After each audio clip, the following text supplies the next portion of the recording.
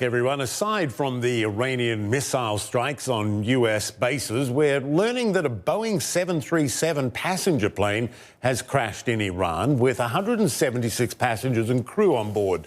Ukrainian President Volodymyr Zelensky now confirms everyone has been killed in that crash. The Ukraine Airlines flight went down minutes after taking off from Tehran's international airport early on Wednesday. Video from the scene shows the crash site ablaze with multiple fires and debris. Iranian reports say technical difficulties caused the plane to go down, though that has not been confirmed and there are no other details on that.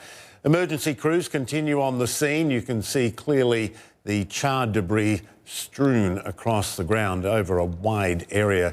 CNN aviation correspondent Richard Quest joins me now. What do you make of what we know, which is not much? What sorts of technical difficulties leap to mind? You've got to start pulling this apart in the sense of parsing the different parts of flight. I'm not surprised at the amount of fire that there was after the plane came out of the sky. The flight had only been going for about 2 minutes. The plane supposedly was at about 7,800 feet, having just left Tehran airport when these technical difficulties caused it to crash. So the plane was just about, well, heavily fueled for a long flight in bad weather up to Kiev. And that would have certainly increased the fire that happened upon the crash.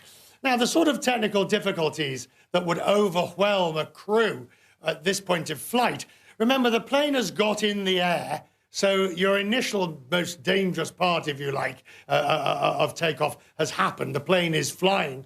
But for whatever reason, it does seem to be managing to climb. But then you get these technical difficulties. Some people say they saw an engine on fire. There's always a load of eyewitness reports, many of which usually prove to be at least misguided in understanding this. You're looking at an event, engine failure, engine fire, something like that, failure of some part of the aircraft that overwhelms the crew so that they can't put in place tried and tested measures that would be put in normally to save the aircraft. That's the sort of thing, Michael, that we're going to be looking at, the investigators will be looking at. The plane itself, let me just update you, it was a 737NG Next Generation 800. It was not a MAX, they're all grounded. It was only nearly 3.5 years old, virtually brand new. Ukraine Airlines, Ukraine International, has a good safety record. There's nothing that strikes out or shouts out from either the plane, the airline, so we'll be looking at the flight and the crew.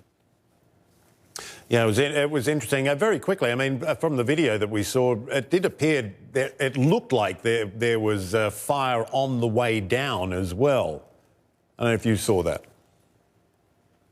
Yeah, I haven't seen, but that certainly accords with what the eyewitnesses are saying. And then you're looking at an engine fire of some sort. Once you've got that, briefly, once you've got that, the issue is why it overwhelmed the crew. Because engine fires are well tried and tested for most flight crew on most airlines, and certainly they would have been here. They practice this sort of thing. So we'll be looking to see what extraneous events made that engine fire so critical that the plane was unable to stay in the air. All right, Richard Quest, good to have your expertise there, our aviation correspondent joining us from Beirut. Appreciate it.